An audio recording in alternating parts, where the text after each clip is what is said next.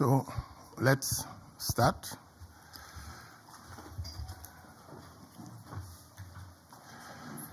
So good afternoon, dear participants, and good morning, good afternoon, and good evening to those that are following us virtually. My name is Masamba Choi. I'm leading the UN Climate Change Global Innovation Hub, and I'm very pleased to welcome you at this site event, focusing on how transformative innovation, including green hydrogen, can actually support the energy transition. We are really very pleased to have you here in this exchange of ideas. So, as I said, I'm leading the Global Innovation Hub, and one of our key objectives is to support the design of a systemic innovation process and methodology that can support the development of innovation facilitated and innovation enable energy transition. So it means that we are trying to develop a tool, an instrument that can translate the expression of future of the solutions that are needed to fill the gap of climate action into actual development and upscale deployment of the solution. So if we want to have this future of the solutions that are needed well expressed, one important aspect is to understand the type of climate action that are possible within the energy supply chain, and then be able also to understand how transformative each of these climate action is. So just to give some example of what we mean by this future of solution, if we take the use of energy, for example, to support the core human need of shelter, one example of future is that we would like to have solution that enable the satisfaction of the need for shelter while reducing the need of material, energy-intensive material. Example of such type of climate action is to develop innovative solution that enable the refurbishment of building instead of constructing new one. So instead of building new houses, you refurbish existing one. It allows to reduce the need for material that are energy intensive. Another type of such solution is actually to disrupt the existing energy intensive material and replace them by alternative material that are less energy intensive. An example of such type of solution include the use of sustainable wood to replace cement and steel in construction. A third type of this solution is those that enable, so they use the same material, they enable the use of the same material, but they disrupt the energy source. So instead of using material produced on the basis of fossil fuel, You use material that are produced on the basis of renewable energy or waste heat recovery. The use of green hydrogen belong to this third category. So you use baseline materials, cement, steel, but instead of using fossil fuel for their production, you use alternative renewable fuel. And you produce green cement or green steel. These three types of solution are among the most transformative. So you avoid use of energy intensive material, or you disrupt material that are energy intensive, or you disrupt the energy source of material that are energy intensive. So that fourth type of solution are those that use the same material as the baseline, the same energy source as the baseline, but they increase the efficiency of use or production. So this type of solution include the use of additive, for example, in the cement sector, or energy efficiency in the steel or cement sector. The fifth type of solution is the one aiming at reducing the negative externality of the energy intensive product. So you do not change the product, you do not change the energy source, you do not increase the efficiency, but you reduce the level of negative externality. Such solutions include, for example, the use of CCS, carbon capture and storage, in the hard-to-abate industry. And finally, if you cannot do any of these things, the only thing that is left is to offset. You promote removal of GHG emission to offset your emission. The key point here is to say that green hydrogen belong to the three most transformative type of solution that can be used for the decarbonization of the energy sector. Now, if we want to mobilize this potential, now that we can see that this is important, what could be done to mobilize this potential? So there are several leverage points on which we can act. The first is innovative technology.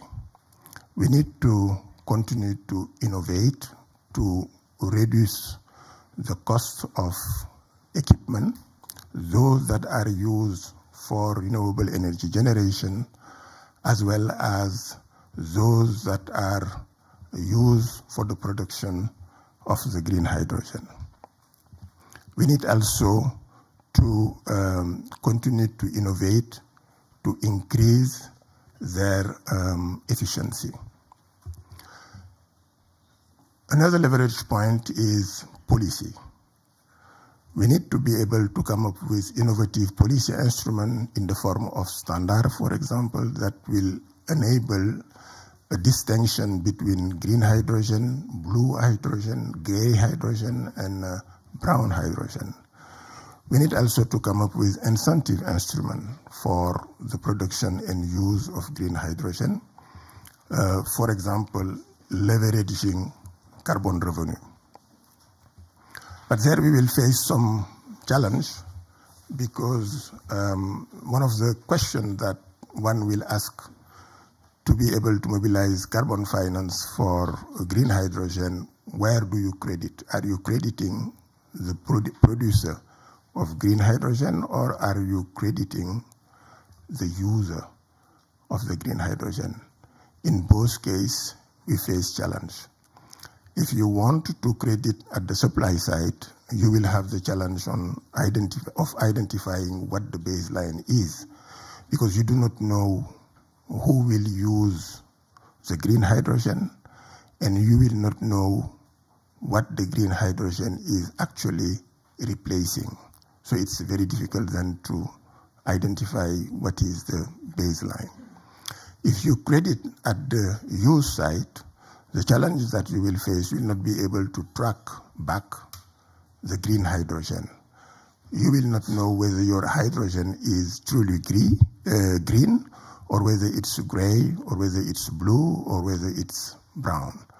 And also, you will face another situation of challenge, that is, you will not be able to establish that the renewable energies that has been used to produce the green hydrogen has not been diverted from another use, leading to leakage. So these are the methodological challenges that one would face if you want to mobilize carbon finance for green hydrogen. We need also innovative financial instruments to reduce the cost of capital.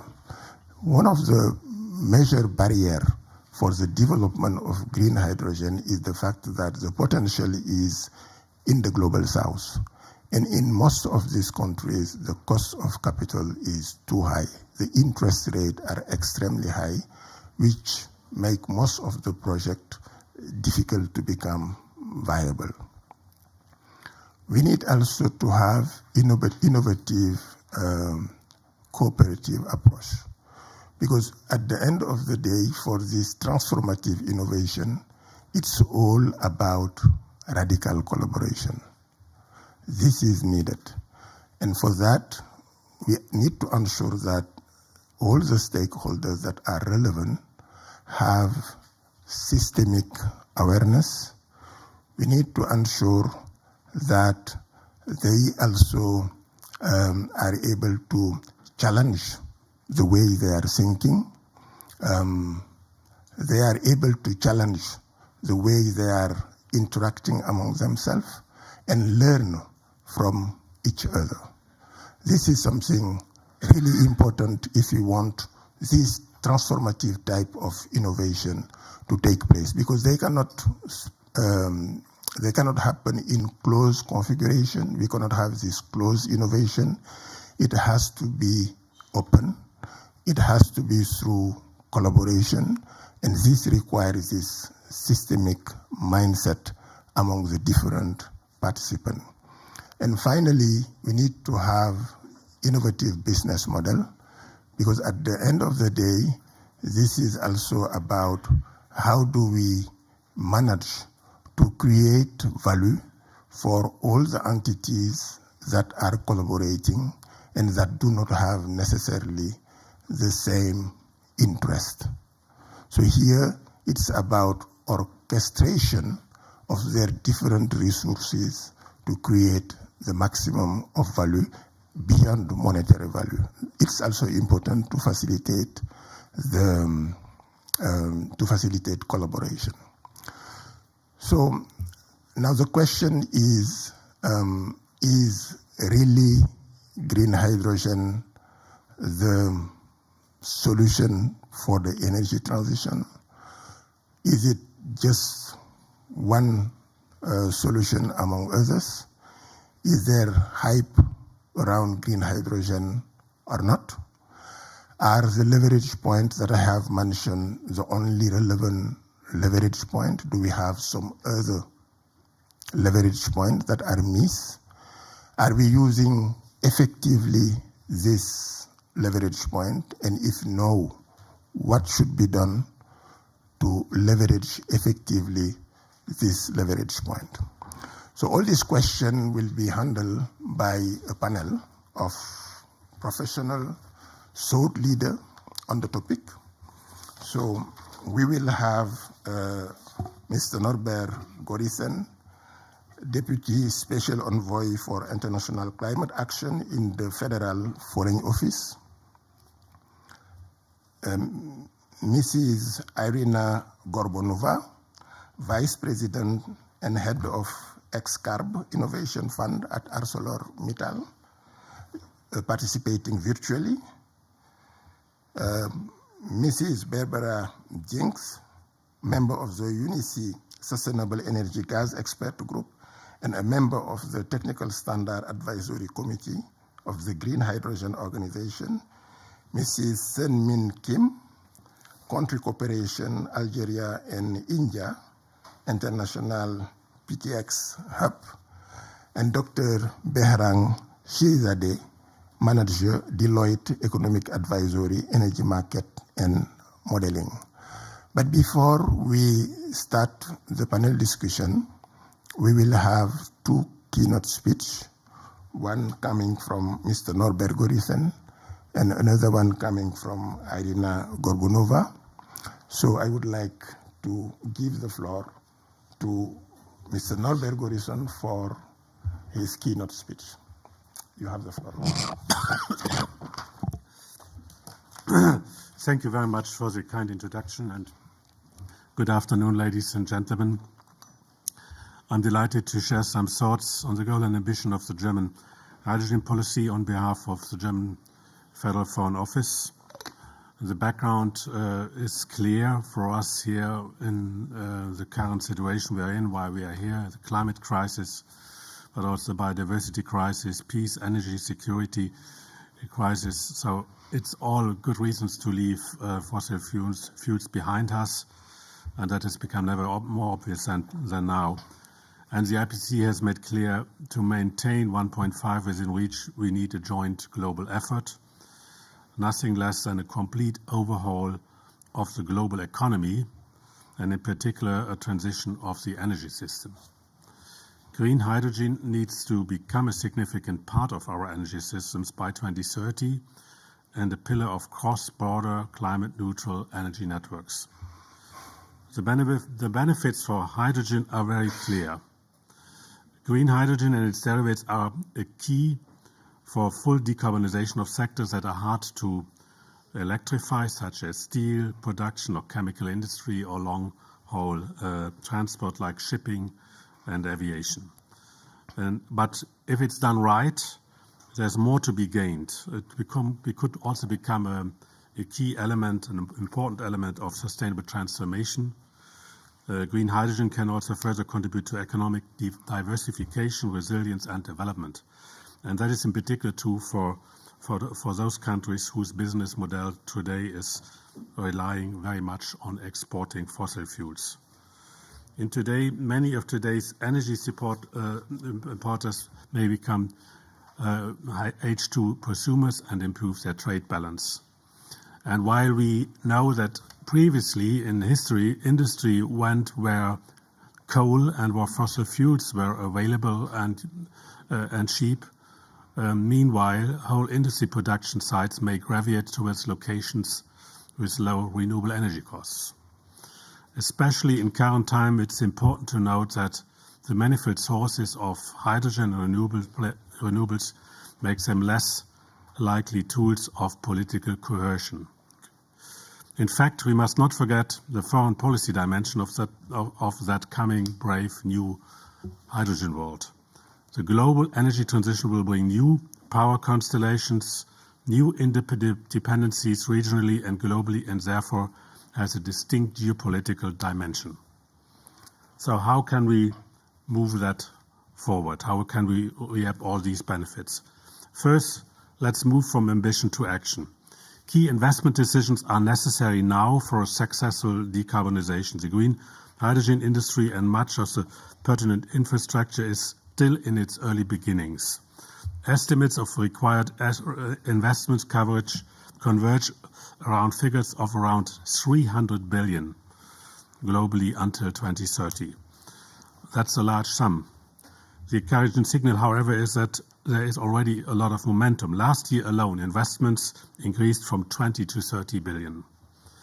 The point of comparison is the ramp-up of solar energy production that began in the early 80s and showed a similar acceleration all the way to where we are today.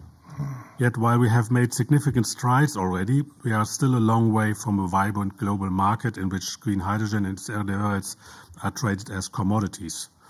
Only fully competitive green hydrogen will function as a central pillar of a global green energy transition. Clearly, there is a case for government action. And that is why the German government currently makes bold moves to kick off the transition to produce and import green hydrogen. We have doubled our ambition for the domestic production for green hydrogen from 5 gigawatts to 10 gigawatts of electrolyzer capacity by 2030. We support the ramp-up of green hydrogen supply chains outside of Europe, for example, by means of innovative double auction schemes H2 Global. Over the next years, we are planning to invest more than 4 billion euros into this program. We support the EU 2030 targets to produce 10 million tons of green hydrogen and derivatives domestically and import another 10 million tons from abroad. And in light of the necessity to speed up the energy transition both at home and abroad, we are on a final date of updating our national hydrogen strategy, followed by a specific hydrogen import strategy. But second point, let's take a holistic view at the whole value chain. Hand in hand with the private sector, we need to accompany the H2 revolution in a forward-looking manner. Renewable energies and hydrogen need to be mainstream in political dialogues. For example, we also need to ensure that countries with favorable conditions for hydrogen production can also use this opportunity to improve their own well-being for the local population and develop their domestic industries in a sustainable manner. In turn, we also must avoid negative effects of hydrogen economy on local energy transitions. Today, investment in renewable energy production and green hydrogen is already a reasonable economic option. The same resources can and should be used first and foremost to defossilize the domestic energy system and start the energy transition at home. Green hydrogen can only be sustainable and contribute to industrial decarbonization if the renewable capacity installed is additional. Furthermore, locations with good conditions for renewable energy are often also areas that are affected by water scarcity. Any stress on local water availability needs to be ruled out. So that is a very important point that all developers need to take that into account. Hydrogen also rather facilitates local access to clean energy. So that means sustainability standards are central. For this to come true, we need binding international standards and agreements. The technology exists already, but regulatory frameworks are needed. This means we need to define very clearly how we want to define green hydrogen, and examine issues like market access and connectivity. Common rules are indispensable also for a fair competition. We want a well-functioning hydrogen trade at global level and thus need to avoid the fragmentation of the market. We also want to work towards a hydrogen market that is open, inclusive, and conducive to international stability rather than heightened rivalries or undue dependency. So we don't want to repeat the mistakes of the fossil fuel age. Hydrogen is also a promising topic, of course, for scientific and technological cooperation, as well as for development cooperation. We need to accelerate research and development for efficient, economical, and green hydrogen solutions. So, third point, let us bank on partnerships. We need to expand existing ones and establish new links, collaborating and sharing new practices. Major economies see the writing on the wall and recognize the need to double down on the energy transition and hydrogen. Important, the new global green hydrogen economy must be designed in a way that it also benefits emerging and developing economies. That we create a decarbonization divide, as Irina called it in its hydrogen report. There must be less division in the world.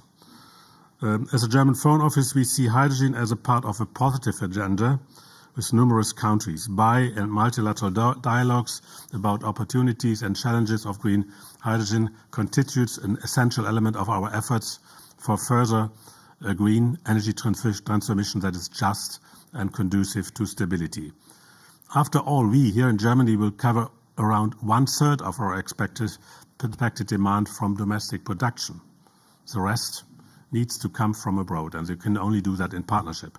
This offers enormous opportunities for potential exporting countries across the globe and gives us a chance to strengthen our collaboration at eye level. Under the umbrella of our so-called H2 Diplo initiative, last week we organized, for instance, a regional conference in Luanda in Angola with representatives from Namibia and South Africa. Angola is just one example that has everything it takes to build up a green hydrogen economy, a lot of sun, long rivers and wind. The country already produces more than 2/3 of its electricity from renewable sources. So in Germany we stand at almost 50% and aim at 80%. First of all, Angola itself should benefit from its natural assets. But with the enormous renewables potential, there will be most probably also be room for export of green hydrogen. And that's only one example. There's more countries where you can make the case as well. In short, production of green hydrogen for export and a local Energiewende need to go hand in hand. And we need ambition, determination, and a common understanding of how to make it sustainably right from the beginning. In conclusion, and this is something I would like to stress very clearly, our aim is seriously to cooperate with interested partners all along the value chain in order to move the global energy transition forward and fast. Thank you very much for your attention and looking forward for the other contributions and the discussion. Thank you. Thank you, Norbert. Very inspiring intervention, and I'm sure that you have touched upon several elements that will guide the discussion of the panel that will come later on. So now I would like to turn to Irina. Irina, you have the floor to provide your keynote speech. Thank you. Can you hear me? I hope the answer is yes. Good afternoon, everyone, and it's a pleasure to be attending this panel and this discussion virtually. Thank you to Masamba and the United Nations Climate Change Global Innovation Hub for inviting me to participate in this important discussion. And I'm delighted to provide a perspective from the steelmaking industry on the energy transition and the importance of hydrogen and also other innovative solutions in decarbonizing the steelmaking industry. Before I get into the innovation and solutions that we are supporting, let me give you a context around steel. Steel is actually a very versatile material, and it's absolutely critical for the energy transition. Steel is integral to the renewable energy revolution, and it's a core material in the transition to electric vehicles. It also supports the next generation of high-performance buildings and facilitates the emerging market infrastructure development. Steel is also absolutely critical and fundamental for renewable energy, as you require steel for solar panels, for wind towers, for nuclear plants, just name it. It's absolutely fundamental and critical. So as such, it will play an important role in the energy transition. And the key challenge around steel is that according to the World Steel Association, close to 8 to 9% of global CO2 emissions are coming from the steel industry. And this is a challenge, but I view it as an opportunity to make an impact and to really ensure that we develop a comprehensive roadmap in order to decarbonize the steelmaking and transform the industry to the resilient and sustainable future.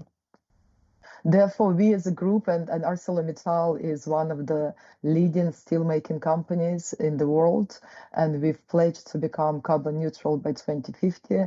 We also have an intermediate objective of reducing our CO2 footprint by 25% globally and 35% in Europe.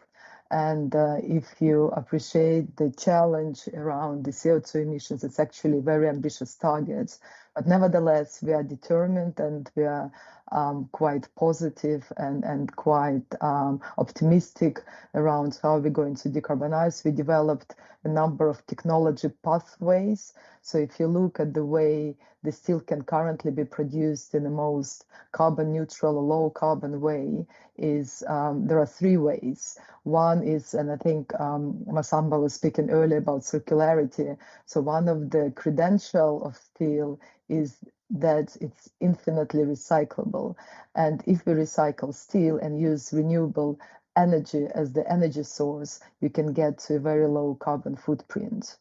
The second route that we are developing is what we call smart carbon. This is where we utilize the usage of carbon capture in the process in some of the existing facilities where we produce steel. And the third one is what we call innovative DRI. DRI stands for directly reduced iron. An innovative part of it comes from usage of hydrogen. So that's exactly what we are speaking about today. And the role of hydrogen is quite important, as you appreciate, in the steel making, and quite vital in the energy transition and steel making transformation. So with those three technology pathways, we also launched XCAR Innovation Fund, and this is something I'm quite passionate about because it's really focused on underpinning all of our technology pathways and supporting some of the most disruptive and innovative technologies that can really facilitate our journey to net zero and see how we can accelerate our net zero efforts. Since we launched the fund, we made a number of investments, and I think Masamba was speaking earlier, is hydrogen one of the solutions, and we think it is indeed one of the solutions. We are trying to innovate across the value chain, and regardless of the technology pathway that we take to produce low carbon steel, one thing which is absolutely clear is the importance of the clean energy infrastructure and the clean energy availability. And that's the reason we're also trying to increase our presence in the renewable energy. And together with the funds, we also invested in nuclear energy because we believe that nuclear has to be part of the renewable energy mix. So we made an investment with the fund in Terra Power, that the company that's developing innovative nuclear reactors in the US. And from the hydrogen perspective, we made an investment in a novel hydrogen startup that developing a disruptive technology to produce hydrogen in a two-step manner, not using the membrane, but increasing the efficiency of green hydrogen generation. So we are constantly on the lookout for innovative technologies, and I absolutely agree with the earlier speakers that innovation is going to be so critical and so paramountly important for our transition. And it's not just innovation and technology, but it's indeed innovation of business models, innovation in the way we look at the funding of some of those green energy solutions. So that's the reason we are quite open and quite quite ambitious in our innovation efforts and trying to be on the lookout for some of the most innovative solutions in order to get us to net zero in the fastest way. So in a nutshell, we want to ensure we don't leave a stone unturned. So we're developing technology pathways, we are investing in the renewable energy infrastructure, and we're always on the lookout for interesting technologies that can support and be game changers in accelerating our journey to net zero. Thank you, everyone, and I look forward to the panel discussion. Thank you, Irina. Very insightful intervention with a lot of key message of hope. So the response to climate change face a lot of challenge, but we can be optimistic because we are also developing a lot of innovative solutions that will help address this challenge. Let's now turn to the second part of our session, the panel discussion. And I will start maybe with Norbert, this panel discussion, with the first question. Germany is in the process of drafting a foreign climate policy strategy. You have mentioned that. How does green hydrogen support the global climate target? Thank you. I already mentioned that our emerging foreign climate policy will address, of course, what we can do, what Germany can do in partnership with others to move us towards a safe pathway which keeps 1.5 in reach. And we have our domestic targets, our European targets, we have our domestic and European policies, which foresees, for instance, that by 2030 we will have 80% of our electricity production from renewable energy domestically, and that we want to decarbonize our economy completely by 2045. What we know very clearly is that we will not be able to completely decarbonize all emissions of all sectors with the current technologies. In particular, that is true for the steel sector, and Irina made the case very clearly. So therefore, we need for hard-to-abate sectors like steel, we need alternatives, and we may also need, like green hydrogen, we may also need green hydrogen for our own electricity production in cases when there's no wind and when there is no sun, and when the storage capacity is limited. That will be only rare moments, but we need to be prepared for that. There also hydrogen comes in, and we have a chemical industry which would be dependent on gaseous energy supply, which also may be green hydrogen. So therefore, as I said, we will require green hydrogen, and therefore development of green hydrogen is essential for us to become climate neutral. But we want to do that in a way, as I tried to explain, that the benefits are also remaining in the countries where the green hydrogen is produced. By first of all assuring that there's no negative impacts for the local community, like water scarcity and other environmental problems, and that secondly, first of all, the decarbonization and the electrification of the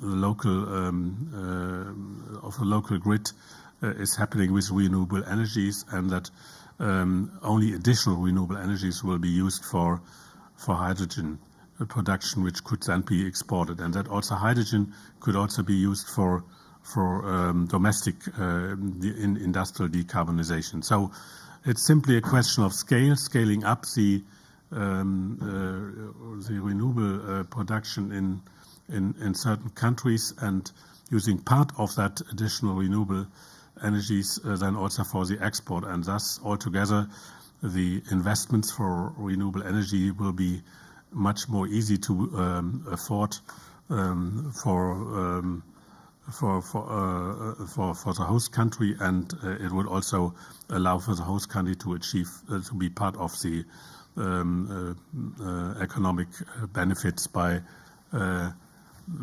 producing green hydrogen. So green hydrogen production can be a win-win situation. It can be really an area where both a country which is in need for further development and a country like Germany, which needs to be decarbonized, can both benefit and will lead us all towards a more sustainable future. That's why we see green hydrogen as a central element of our foreign climate policy.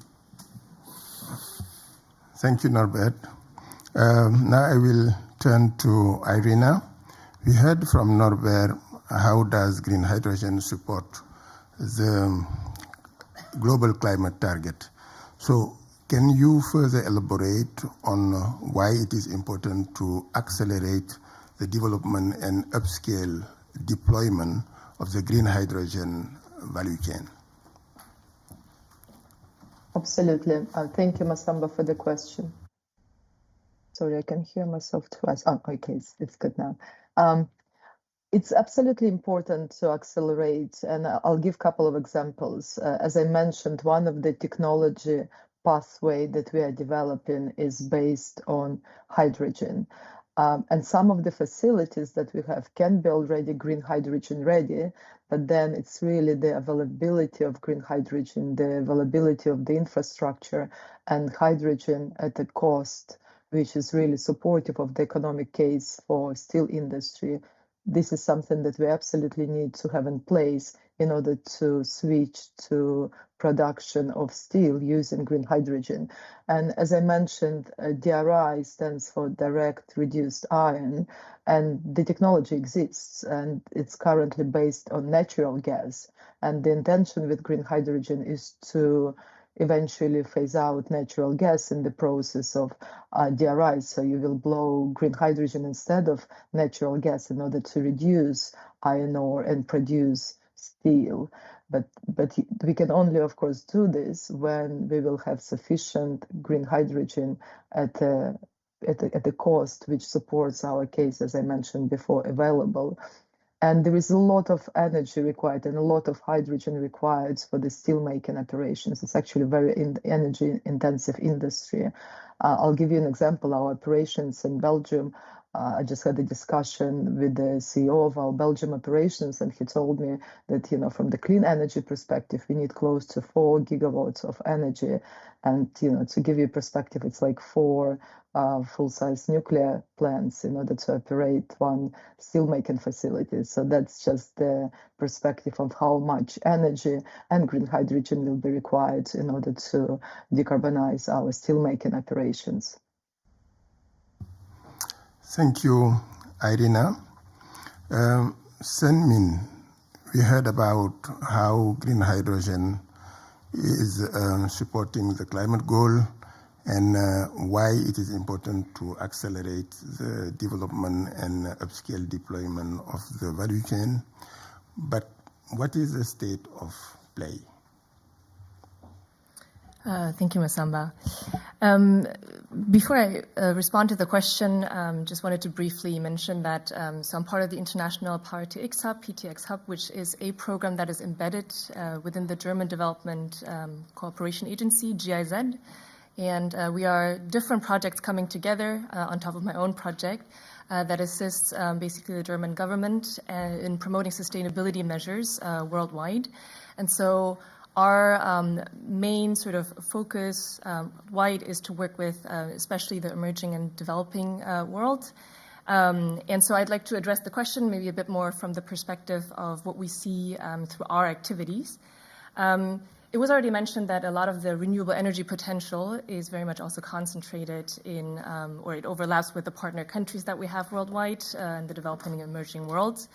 The opportunities that present themselves to basically our partner countries are obviously contributing to the decarbonization agenda globally, but also going beyond that, meeting their own sustainability goals. So export, what we're seeing basically in different strategies that are either being developed or also announced is that export plays an important role. But on top of that, countries are beginning to think around, okay, this is an opportunity. Can we address access to energy? Can we address questions of industrial growth? Can we address questions of job creation?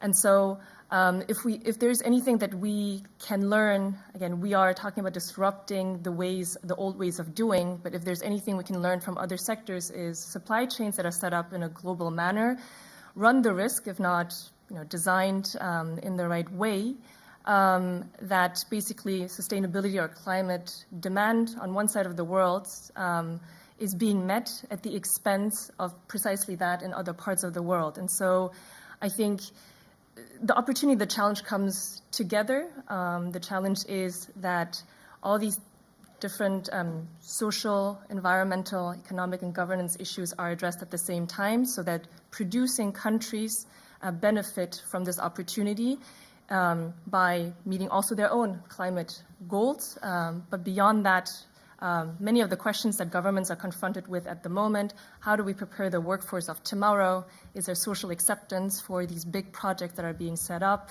What kind of value chains can we create within our own country that will be new values that maybe didn't exist before?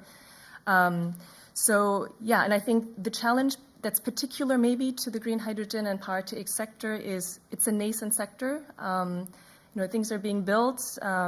Just before the panel, we had spoken about the discrepancy in the speed of developing policies as opposed to the conversations that are ongoing, the urgency of needing to work on pilot projects that are being scaled up. I think these just reflect some of the challenges that our partners and also other stakeholders have to deal with. And so just to maybe round off, to mention, I can only echo what was already said by a couple of us here, talking about a multi-pronged approach, but also a multi-stakeholder approach, bringing together sort of the upstream and the downstream, the public and the private, because things are constantly evolving, and that requires that kind of conversation even more than as compared to other sectors maybe, for this development to be a lasting development. I think I'll leave it at that. No, thank you. And the point that you have made related to the fact that green hydrogen is a new value chain is very important, because we are very good in developing existing value chain, but we are less good in developing new one. So and now I will turn to Barbara.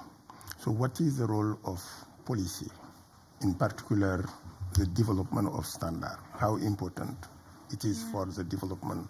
Thanks, Masamba, and thank you for to Innovation Hub and Deloitte for organising the session. Policy is super important. If you develop a new industry, you can come bottom up, where people discover something, companies develop something, and it just takes off, and governments have to catch up. They need policy to address something new, for example, AI, or the rise in the internet, where governments really have to play catch up. But on the other hand, with the grip that the fossil industry has on energy, I think it's a key role for governments, for example, in Germany's leading this, that policy should be set to make changes and get away from the status quo, which is destructive.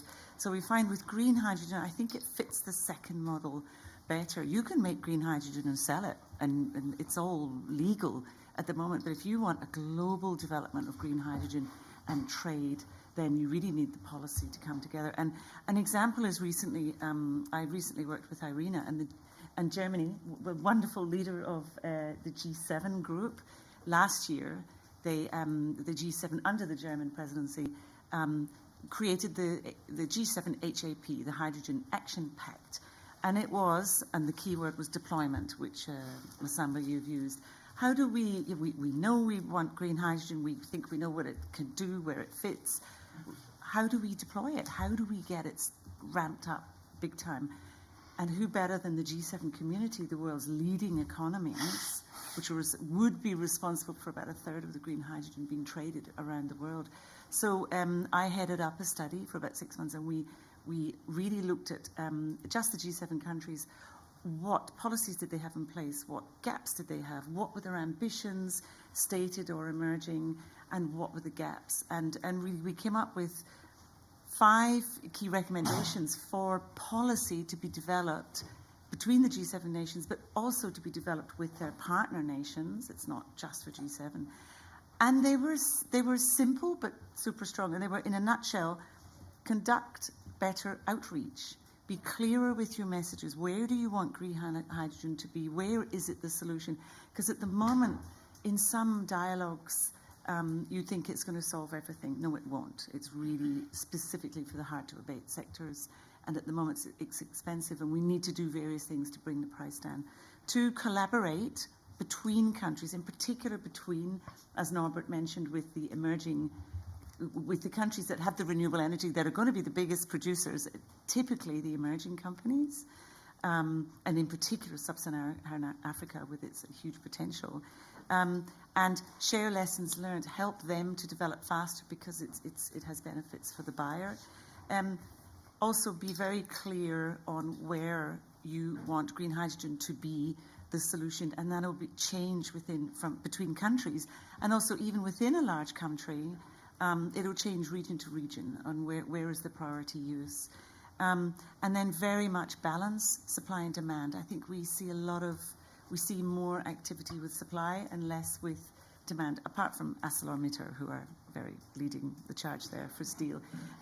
We need to match supply and demand better, so policy needs to take these things into account. And then the other thing which leads on to your second half of your question was align standards.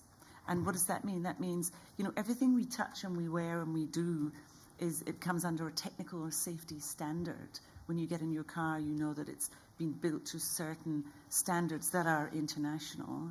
Most standards are international. Countries have their own. But if you want to trade or manufacture electrolyzers to make green hydrogen, or even the renewable energy and the transfer to hydrogen, all that equipment, you want it to be built anywhere, and you want to be able to buy it anywhere else, and you want to be able to just click it in and it works. A bit like we all get driven nuts when we can't plug our phones in to a different plug or a different connection. We shouldn't have that with green hydrogen in particular. Everything should be modularized and totally compatible around the world. And just as one example, certification, how do you know you're getting green hydrogen? If you order hydrogen and it arrives, how do you know that it's clean and it's been made with renewable energy? Well, you get a certificate, just like how much sugar is in my yogurt. You look at the supermarket and you have brands that you trust, and there's a system of certifying what's in that product. I headed up a study also as part of the G7 work. We looked at all the certification systems and schemes around the world, and they do not one of them allows international trade at the moment of green hydrogen. You can make green hydrogen as is happening so you can make hydrogen as is happening in Australia from coal, so it's grey hydrogen, and you can sell it to Japan. Perfectly legal, everyone's happy. But you can't then take that hydrogen and put it in a hub, bring it to Rotterdam, it gets mixed in with green, gets mixed in with blue, and at the end of the day, that hydrogen is given to 100 different customers. There's no system, so we really need a system for that. And standards are, what are you calling it? At the moment, there's 8 schemes and 5 emerging schemes. It's called low carbon, it's called green, it's called clean, it's called low carbon, clean, green. Also, what are the limits? The EU has set 3.4 milligrams of CO2 equivalent per kilo hydrogen produced. In China, clean hydrogen is up to 14.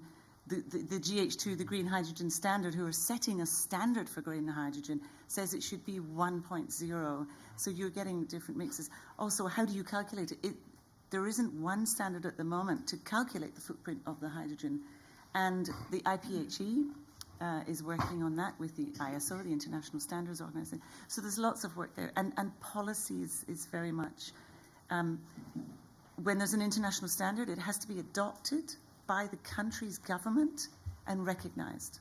So the government, so we can have a green hydrogen standard, but then each country, each sovereign state has to say, okay, for example, the Energy Act, thou shalt follow ISO 2881 point something, and that is, how do I calculate the footprint of hydrogen?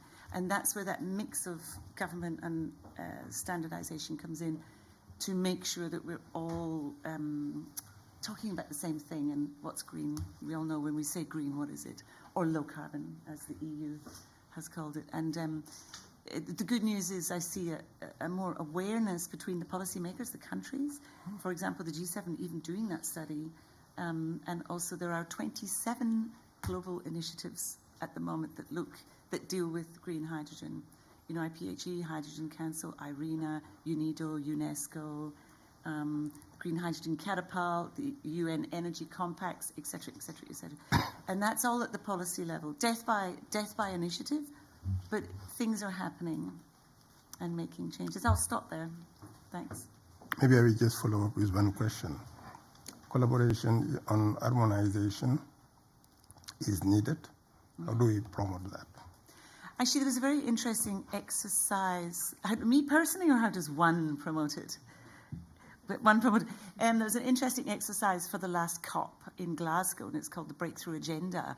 And I joke it's death by initiatives, but actually the reality is we have 27 different initiatives with a bit of overlap. And the UNFCCC and the Climate Champions and IEA and Irina, put their heads together, and this is all available on the internet. It's called the Glasgow Breakthrough Agenda. And what we did was we mapped all the initiatives. I said, okay, where are the gaps and where are they doubling up? And let's not waste money and time doubling up. And so looking for that ultimate collaboration and synergy. And that's a work in progress. And I would say that's from a high level, that's one of the most global synchronization collaboration. But each, UNIDO and UNEC and Irina and IEA, the collaboration is amazing. Like about over 180 countries sit together and talk about certain aspects of green hydrogen, for example, the certification. Because the sellers want to sell green hydrogen and the buyers want to buy it. So everyone wants that certification. And there's the need, and so the collaboration is happening. Oh, that's your question. Yes, fully. Thank you. Now I will turn to Behran. So we said that we need innovative financial solution, policy solution, technology solution, business model solution, cooperative approach solution. What are these solutions that are the most relevant to upscale the deployment of the value chain? So maybe I will start with a small introduction, giving a couple of numbers first here. Now is it better? Yeah.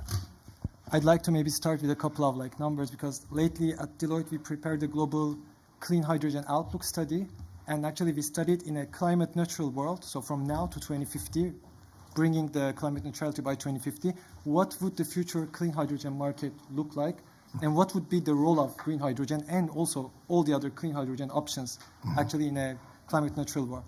So here we talk about a world that will have hydrogen as the second end-use energy carrier. After electrification, the second solution is actually hydrogen in a world that is compatible with 1.5 degree of climate change, global warming.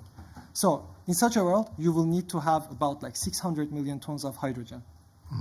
That will clean hydrogen, that will be consumed. So to give an order, today we don't even consume 100 million tons of hydrogen, and it is 2/3 is produced from natural gas and 1/3 is produced from coal. So completely carbon intensive. First, we need to decarbonize it, but then we need to add the new end users to this future hydrogen, to future energy market, basically, as explained previously, but in the industrial sectors, in the transport sector, even in power production. So there is a lot to do. There is a big role. And this market can basically grow to about more than $600 billion in just 10 years and reach more than $1 trillion by 2050. So we're talking about a very big market, and it can bring, and if we enable this trade, because trade is a must in the hydrogen market, because as explained, so global south is the part of the world that we have higher renewable potentials. Why not to produce there and give those countries an opportunity to become exporters also, as we have also a lot of land use constraints in the global north sometimes. So we're talking about a market that can bring about $300 billion of revenues, even more than half of which can actually come from, go to global south. So now this is a beautiful future, and how we can reach that. So that your question is that how we can actually help the suppliers to produce this green hydrogen. What we are actually not talking a lot about right now is that green hydrogen is based on renewables and electrolyzers, so it's highly capital intensive. You don't have any operational costs. I mean, you have, but very small. The main part of the cost is coming from the investments. When you have a big capital intensive industry like that, you need to have liquidity. There should be injection of the money and also kind of some sustainable funds, which is basically not yet in place so far. And also in a capital intensive sector, one of the important points is the financial costs, because you have the interest rate of the money that is spent in the beginning of the project. When we look at the global south, we see that these countries are basically suffering with very high capital costs, very high interest rates. So one first point here is that if I'm an investor, I would never invest where there are high political risks and the interest rate is more than 10%. But in Europe, we see it's 5%, 6% of interest rates. So one first point is reducing this capital cost. Well, here the role of course, there is a local policymaker's role, but also there is an important role of global international institutions. For example, a good example is like European Investment Bank. There is now a hydrogen bank that is taking place, that they are trying to reduce these costs. But yeah, what I would say is that from a financial perspective, we need to inject money where it is needed. We need to make the conditions, financial conditions, suitable for a capital-intensive industry, but also we need to create that market, because we are talking about green hydrogen. We are talking about a future where we will decarbonize we will produce green steel, but that green steel currently costs like 4 or 5 times more expensive than what it would have been produced from coal. So we need to basically bridge this gap. So there is a good example of United States. There is IRA now, but maybe even there must be some global initiatives about it, and mostly on investment side rather than bringing operational subsidies. But in the beginning of the investments, there should be some facilitations. Thank you so much. I will now give the opportunity to our participant to ask questions. So we'll move to the Q&A. Yeah, so this gentleman first.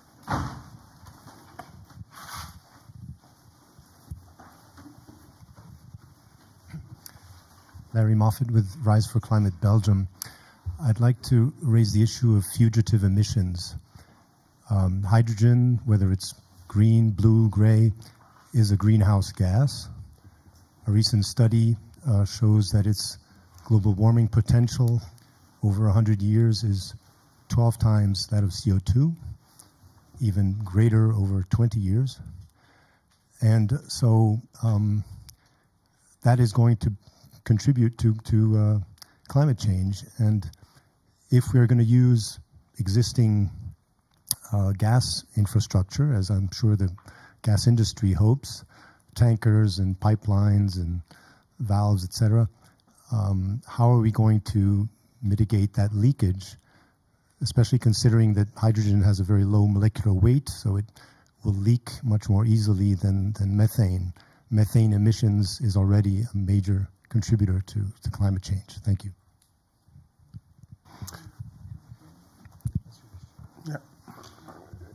So actually, maybe a clarification, hydrogen is not a greenhouse gas. Hydrogen produces greenhouse gases when it's released in the atmosphere. So it's not exactly that. But yes, true, there's hydrogen leakage, which can be actually even worse than CO2 because of its high global warming potential.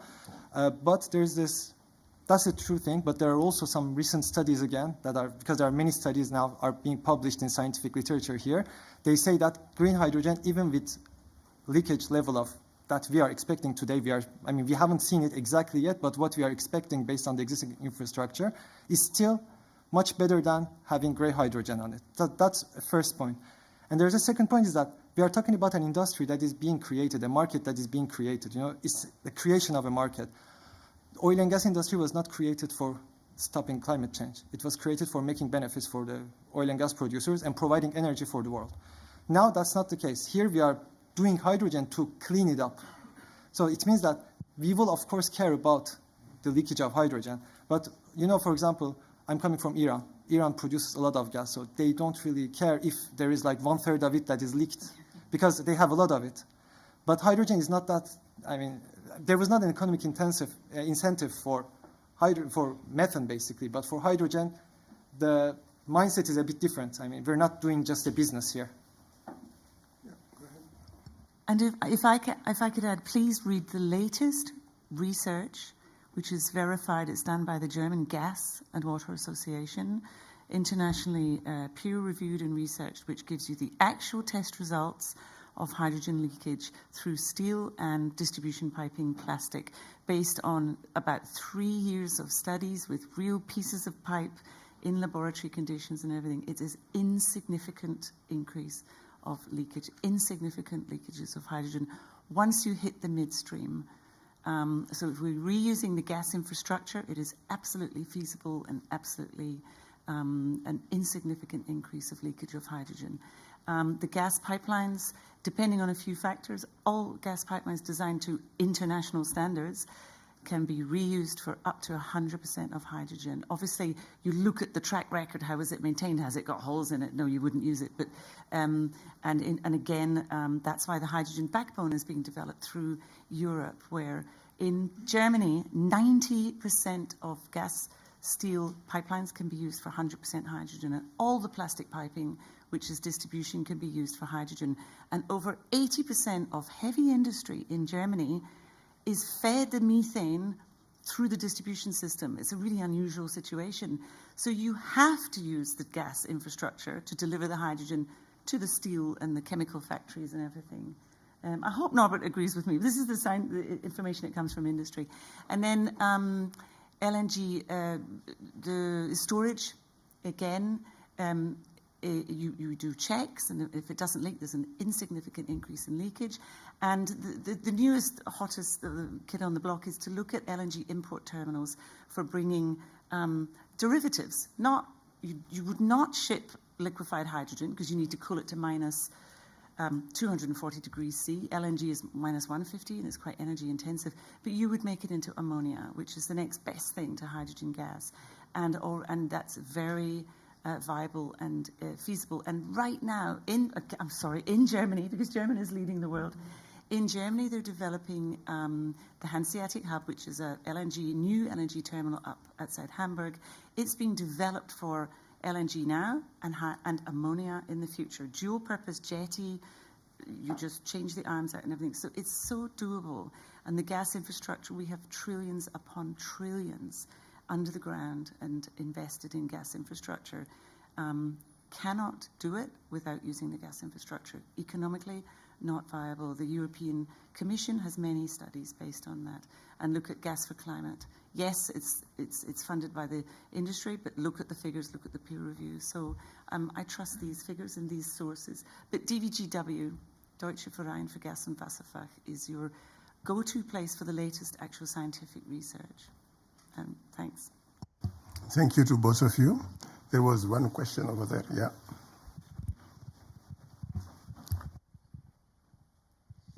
Hi, thank you. My name is Adriana Rodriguez from an advocacy firm based in Spain called Climate Strategy, and I have a question with regard to how to close the funding gap for hydrogen, but overall other clean technologies that are very capital intensive and risky for private investors.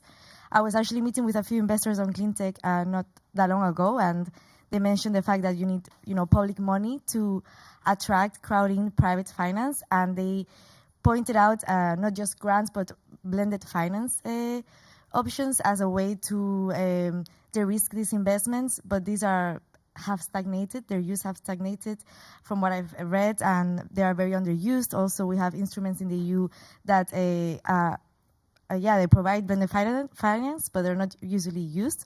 So yeah, what is your thinking on this, and how can we further promote these instruments? Thank you. Maybe I can. Sorry. I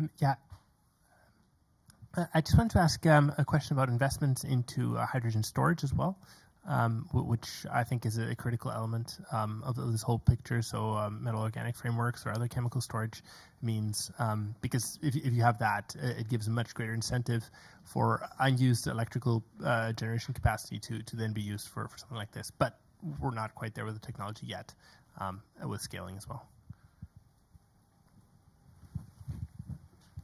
Yeah, so maybe start with blended finance. Exactly, actually, we've been also working on a paper with UNFCCC on it, and it will be also out soon, hopefully. And we analyzed what should be done from a political perspective. So blended finance is actually a very interesting solution because the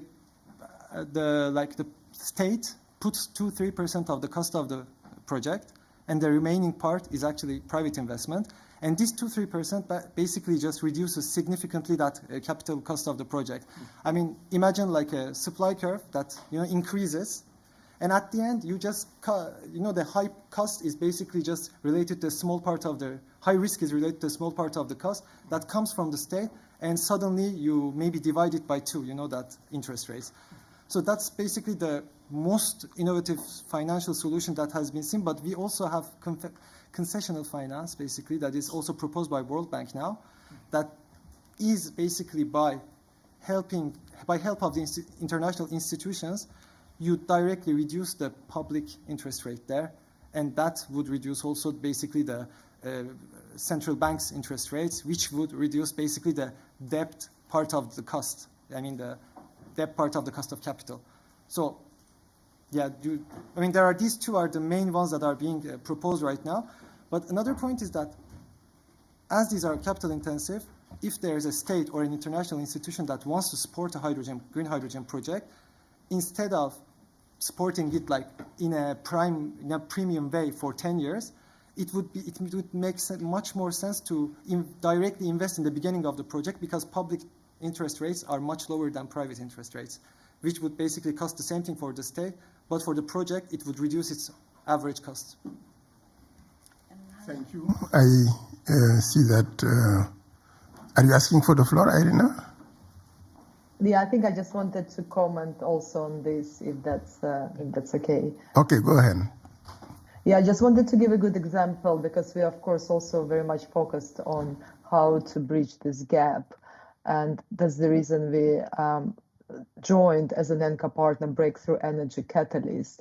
And that's the program that's actually doing exactly that. So it's a blended finance, and it's also public and private collaboration example where they're trying to really promote and support the emerging clean energy and green hydrogen infrastructure as well. So I think this is a good example of a collaboration and the funding and the blended funding mechanism to promote and to address this chicken and egg situation where, green hydrogen is not now at the for some cases not at the bankable place, and you need to scale it in order to get there. But then, you can't really get funded until it's bankable. So that's, just one of the good examples. And I hope there are more initiatives like that are upcoming and that can be supported.